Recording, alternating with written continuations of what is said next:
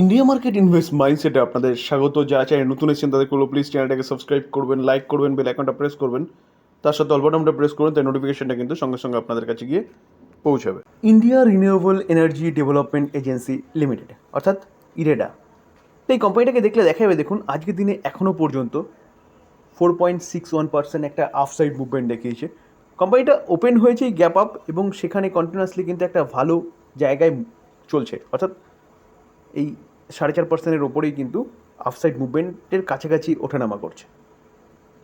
তো কী হলো, কোম্পানিটা এতটা ভালো আপে খুলেছে? দেখুন স্যার, আমি স্যাটারডেতে আপনাদের সাথে একটা ভিডিওতে আলোচনা করেছিলাম।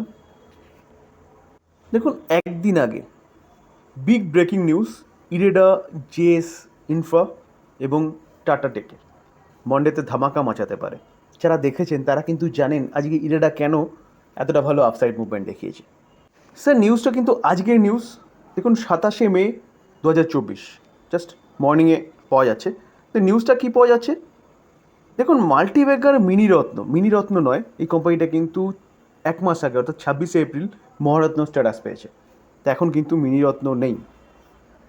কী করতে চলেছে দেখুন, ফুটসি ইন্ডেক্সে কিন্তু স্থান পেতে চলেছে, যেটা কিন্তু আমি স্যাটারডেতে আপনাদের সাথে আলোচনা করেছিলাম। দেখুন দেখলে দেখতে পারবেন যে ইরেডা অর্থাৎ renewable energy development agency limited, এই কোম্পানিটা কী করতে চলেছে দেখুন। এই কোম্পানিটা কিন্তু মেতে জানা গেছে যে ফুটসির যে all world all cap index, এই ইন্ডেক্সে কিন্তু এই কোম্পানিটা স্থান পেতে চলেছে। এটা রিপোর্টের মাধ্যমে পাওয়া খবর। এখনও কিন্তু ফুটসি থেকে কোনো ফাইনাল খবর পাওয়া যায়নি, সেই ফাইনাল খবরটা কিন্তু আমরা জুনে পাবো। শুধু ইরেডা নয় স্যার, তার সাথে সাথে কিন্তু আরও দুটো কোম্পানি, জেএসডব্লিউ ইনফ্রাস্ট্রাকচার এবং টাটা টেকনোলজি, এই দুটো কোম্পানিও কিন্তু স্থান পেতে চলেছে দেখুন ইউকে স্টক মার্কেট ইন্ডেক্সে। কোনো ইন্ডেক্সে স্থান পাওয়া মানে স্যার এটা বুঝে নিতে হবে যে সেই কোম্পানিগুলো অবশ্যই ভালো কোম্পানি এবং কোম্পানিগুলো ফান্ডামেন্টালি স্ট্রং এবং কোম্পানিগুলো দম আছে। তো এটা অ্যাট ফার্স্ট বুঝে নিতে হবে, কারণ কোম্পানিগুলো যদি ভালো না হয়, যদি স্ট্রং না হয়, তাহলে কোম্পানিগুলো কোনোদিনও কিন্তু ইন্ডেক্সের পার্ট হবে না। এবার ইউকের ইন্ডেক্সে স্থান পাওয়া মানে কি স্যার, সেই কোম্পানিগুলোর মধ্যে প্রচুর ইনফ্লো ঢুকবে বিদেশ থেকে। কেন? কারণ স্যার প্রতি কটা ইন্ডেক্সের ইন্ডিভিজুয়ালি ইন্ডেক্স ফান্ড থাকে, তো সেই ইন্ডেক্স ফান্ডগুলো তো এর মধ্যে ঢুকবেই। তার পাশাপাশি ইউকেতে ইন্ডেক্সে স্থান পাওয়া মানে স্যার সেই কোম্পানিগুলো কিন্তু ওয়ার্ল্ডের কাছে পৌঁছে যাচ্ছে এবং ওয়ার্ল্ডের অনেক ইনভেস্টর কিন্তু সেই কোম্পানিগুলোতে ইনভেস্টমেন্ট করবে। তো সেই জায়গায় দাঁড়িয়ে এই কোম্পানিগুলোর মধ্যে প্রচুর একটা ইনফ্লো ঢোকার সম্ভাবনা আছে। তো এই কোম্পানিগুলো কিন্তু আপনি আপনার রাডারে রাখতে পারেন। তার ঝলক কিন্তু আজকে এই ইরেডা দেখাচ্ছে। স্যার এই নিউজটা দেখলে আপনি বুঝতে পারবেন যে ইরেডা, এই কোম্পানিটা কিন্তু আর মিনিরত্ন নেই। 26শে এপ্রিল এই কোম্পানিটা কিন্তু নবরত্ন স্ট্যাটাস পেয়েছে। নবরত্ন স্ট্যাটাস পাওয়া মানে কি, কোম্পানিটা ভালো কাজ করছে, যার জন্য মিনিরত্ন থেকে কিন্তু নবরত্নতে এসছে। তো এটা মাথায় রাখবেন স্যার, যেটা কিন্তু আমি ইন্ডিভিজুয়ালি একটা ভিডিওতে আপনাদের জানিয়েছিলাম এই 26শে এপ্রিল।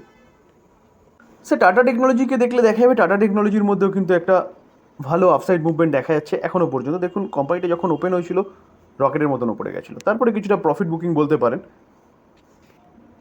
তার পাশাপাশি স্যার জেএসডব্লিউ ইনফ্রাস্ট্রাকচার লিমিটেড, এই কোম্পানিটাকেও দেখলে দেখা যাবে, দেখুন কোম্পানিটাও কিন্তু প্রায় 4.4%-এর কাছাকাছি একটা আপসাইড মুভমেন্ট দেখাচ্ছে। কেন দেখাচ্ছে? কারণ এই তিনটে কোম্পানিকে নিয়ে কিন্তু এই নিউজটা পাওয়া যাচ্ছে স্যার, যেটা বললাম একটু আগে। এই তিনটে কোম্পানি যদি যদি ইন্ডেক্সের পার্ট হয়, ইউকের ইন্ডেক্সের পার্ট হয়, তাহলে কিন্তু এই কোম্পানিগুলো রকেটের মতন ছুটবে। কেন ছুটবে? কারণ ইন্ডেক্স ফান্ড তো থাকবেই, ইন্ডেক্সের থেকে একটা ইনফ্লো তো আসবেই। এবং তার পাশাপাশি স্যার বলতে পারেন যে এই কোম্পানিগুলোতে ইউকের মার্কেট থেকেও কিন্তু একটা ইনভেস্টমেন্ট আসবে, অর্থাৎ বিদেশের বাজার থেকে একটা ভালো ইনভেস্টমেন্ট এই কোম্পানিগুলোতে আসবে। তো এই কোম্পানিগুলো কিন্তু আপনি আপনার রাডারে রাখতে পারেন। তো স্যার এইটা গেল ইরেডা সহ জেএসডব্লিউ ইনফ্রাস্ট্রাকচার এবং টাটা টেকনোলজির আজকে এতটা ভালো আপসাইড মুভমেন্ট দেখানোর পিছনে কারণ। তো আরেকটা কারণও কিন্তু জানা যাচ্ছে বা পাওয়া যাচ্ছে। দেখুন আরেকটা নিউজ কি, আরেকটা নিউজ এই যে ইরেডা কোম্পানি, এই কোম্পানিটা কিন্তু নবরত্ন স্ট্যাটাসের কোম্পানি। তো এই কোম্পানিটা নিয়ে কিন্তু একটা ভালো নিউজ পাওয়া যাচ্ছে। সেটা কি নিউজ? যে IREDA become a Maharatna PSU company হতে চলেছে 2030-এর মধ্যে। তো স্যার এই নবরত্ন থেকে মহারত্ন হলে কি হবে? দেখুন স্যার, প্রতি কটা কোম্পানি, এই পিএসইউ কোম্পানিগুলো কিন্তু এই স্ট্যাটাস পায় তার কাজ করার ক্ষেত্রে। তো এই নবরত্ন থেকে যখন মহারত্ন আসবে তাহলে কোম্পানিগুলো কিন্তু আরও ইন্ডিপেন্ডেন্টলি কাজ করতে পারবে। তো সেই একটা এম কোম্পানি করছে যে মহারত্ন স্ট্যাটাস পাওয়ার, যেখানে সেটা বলা হচ্ছে কত 2030-এর মধ্যে কিন্তু মহারত্ন স্ট্যাটাস পেতে পারে। এবার স্যার এই মহারত্ন হতে গেলে কিছু টার্গেট থাকে, সেই টার্গেটকে কিন্তু ফুলফিল করতে হবে এই কোম্পানিকে। এবং সেই কোম্পানি দেখুন সাম টার্গেট বলছে, the company has set out some target that is ইনটেন্ডেড to achieve financial year 2030। তাহলে স্যার ফাইন্যান্সিয়াল ইয়ার 2030-র মধ্যে যে টার্গেটগুলো আছে মহারত্ন হতে গেলে, সেই টার্গেটগুলোকে ফুলফিল করতে গেলে কোম্পানিকে কিন্তু আরও ভালো কাজ করতে হবে, আরও এগোতে হবে। তারপরে গিয়ে কোম্পানি কিন্তু এই মহারত্ন স্ট্যাটাসে গিয়ে পৌঁছাবে, কারণ কিন্তু কোম্পানিটা নবরত্ন স্ট্যাটাসে রয়েছে। তো সেই জায়গায় দাঁড়িয়ে স্যার কোম্পানিকে ভালো কাজ করতে হয়, মানে কোম্পানির পিএনএল বাড়বে, কোম্পানির প্রফিটেবিলিটি বাড়বে, রেভিনিউ বাড়বে, ব্যালেন্স শিট বাড়বে। তো সেই জায়গায় দাঁড়িয়ে কোম্পানিও বড় হবে, কারণ কোম্পানি বড় হওয়া মানে তার শেয়ার হোল্ডারদেরও কিন্তু বড় করে দেবে। স্যার এই মহারত্ন স্ট্যাটাসে আসতে গেলে কী করতে হয়, ক্রাইটেরিয়া যদি বলেন তাহলে ক্রাইটেরিয়া অবশ্যই প্রথমেই হতে হবে যে এই কোম্পানিটাকে নবরত্ন কোম্পানি হতে হবে, এবং এই কোম্পানিটাকে কী করতে হবে, স্টক এক্সচেঞ্জে লিস্টেড থাকতে হবে, এবং বলছে মিনিমাম পাবলিক শেয়ারিং থাকতে হবে, এবং এই কোম্পানিটার কি টার্নওভার বা প্রফিট বলছে অ্যানুয়াল নেট প্রফিট কত হতে হবে, 5,000 কারোর ডিউরিং কত 3 বছর, 3 বছর ধরে কিন্তু 5,000 কারোর কোম্পানিটাকে প্রফিট করতে হবে। এবং তার পাশাপাশি যদি দেখা যায় তাহলে নেট ওয়ার্থ হতে হবে কত 15,000 কারোর, অ্যান্ড টার্ন ওভারও 15,000 কারোর হতে হবে। তারপরে গিয়ে কোম্পানিটা কিন্তু অ্যাচিভ করবে এই মহারত্ন লিস্টে যাওয়ার, তারপরে কিন্তু এই কোম্পানিটা মহারত্ন লিস্টে স্থান পাবে। তো স্যার তাহলে বোঝা যাচ্ছে যে কোম্পানিকে ভালো কাজ করতে হবে, তো কাজ করতে গেলে কিন্তু কোম্পানির বিজনেস বাড়বে, এই কোম্পানিটাও কিন্তু বাড়বে। স্যার এই মহারত্ন কোম্পানি যদি হয় না, তাহলে কিন্তু কোম্পানিগুলো অনেক ছাড় পায় ইন্ডিপেন্ডেন্টলি, কিসের জন্যে, বিজনেসের জন্যে। তো স্যার এই যে কোম্পানিটা দেখুন মহারত্ন স্ট্যাটাস যদি পায়, বা যে কোম্পানি মহারত্ন স্ট্যাটাস পেয়েছে সেই কোম্পানি কিন্তু 1,000 কারোর থেকে 5,000 কারোর পর্যন্ত তারা কি ইনভেস্টমেন্ট করতে পারবে উইথাউট গভর্নমেন্টের পারমিশন ছাড়া। অর্থাৎ যেটা নবরত্নের মধ্যে কত 1,000 পর্যন্ত ছিল, সেটা 1,000 থেকে কিন্তু 5,000 পর্যন্ত তারা যে স্বাধীনভাবে ইনভেস্টমেন্ট করতে পারবে যে কোনো জায়গায় বিজনেস পারপাস। বা বলছে তার পাশাপাশি কি বলছে, যে ইনভেস্ট করতে পারবে 15% অফ দ্য নেট ওয়ার্থ, 15%, ঠিক আছে, in a project without permission from the government of India. Government of ইন্ডিয়ার কোনো রকম কোনো পারমিশন ছাড়াই তারা কিন্তু ইনভেস্টমেন্ট করতে পারবে। তো এইভাবে কিন্তু বিভিন্ন সুযোগ সুবিধা এই মহারত্ন কোম্পানিগুলো পায়, যেখানে কোম্পানিগুলো তাদের বিজনেসটাকে আরও বেশি গ্রো করতে পারবে। তো এখন আমরা যে কোম্পানি নিয়ে আলোচনা করছি এরা, সে কিন্তু নবরত্ন ক্যাটাগরিতে আছে, সে মহারত্ন ক্যাটাগরিতে যাওয়ার কথা বলছে 2030-এর মধ্যে।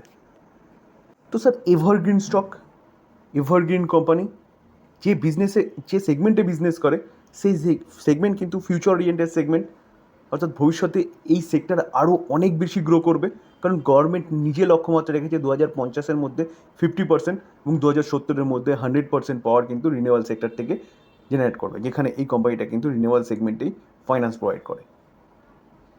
তো ফিউচার ওরিয়েন্টেড বিজনেস করে, যেখানে কোম্পানি কিন্তু কন্টিনিউয়াসলি ভালো করছে, আরও ভালো ভালো নিউজ পাওয়া যাচ্ছে, তো এই কোম্পানি কিন্তু অনেক দূর পর্যন্ত যাবে। এই কোম্পানি কিন্তু আপনি চিন্তাভাবনা করতে পারেন। আমি ফান্ডামেন্টাল আলোচনা করলাম না, ফান্ডামেন্টাল কিন্তু আমি অনেকবার আলোচনা করেছি। যে দুটো নিউজ পাওয়া যাচ্ছে সেই দুটো নিউজ আপনাদের সামনে তুলে ধরলাম, যেখানে কিন্তু এই কোম্পানিটা ফুটসি ইন্ডেক্সে স্থান পেতে চলেছে, যেটা বলতে পারেন বিশাল বড় একটা অ্যাচিভমেন্ট যে কোনো কোম্পানির জন্য। এবং তার পাশাপাশি কোম্পানিটা মহারত্ন স্ট্যাটাসের কথা ভাবছে কোম্পানির ম্যানেজমেন্ট, এবং 2030-এর মধ্যে কিন্তু সেই জায়গায় পৌঁছানোর লক্ষ্য নিয়ে ছুটছে। তো স্যার লক্ষ্য নিয়ে ছুটছে মানে কাজ করতে হবে, এবং কাজ করলে কোম্পানিটা কিন্তু বড় হবে, তার সাথে সাথে কিন্তু শেয়ার হোল্ডারদেরও বড় করবে। তো অর্থাৎ বলতে পারেন কোম্পানি এই জায়গায় থাকবে না। ডিসক্লেমার দিয়ে রাখি স্যার, এটা বাই সেল রেকমেন্ডেশন একদম নয়, স্টাডি পারপাস আলোচনা করেছি, লার্নিং হিসেবে নেবেন, ভালো নিউজ পাওয়া যাচ্ছে সেটা আপনাদের জানানোর চেষ্টা করলাম। এবার বাই করবেন সেল করবেন টোটালি নিজের ডিসিশনে, বা আপনি আপনার ফাইন্যান্সিয়াল অ্যাডভাইজারের সাথে কিন্তু কথা বলে নিয়ে তারপরে ডিসিশনটা নেবেন। আলোচনা এই পর্যন্ত। যদি আলোচনা ভালো লাগে, যারা চ্যানেল নতুন এসেছে তাদেরকে বলবো প্লিজ চ্যানেলটাকে সাবস্ক্রাইব করবেন, লাইক করবেন, বেল আইকনটা প্রেস করবেন, তার সাথে অল বাটনটা প্রেস করবেন, তার নোটিফিকেশনটা কিন্তু সঙ্গে সঙ্গে আপনাদের কাছে গিয়ে পৌঁছাবে। থ্যাংক ইউ, ভালো থাকবেন।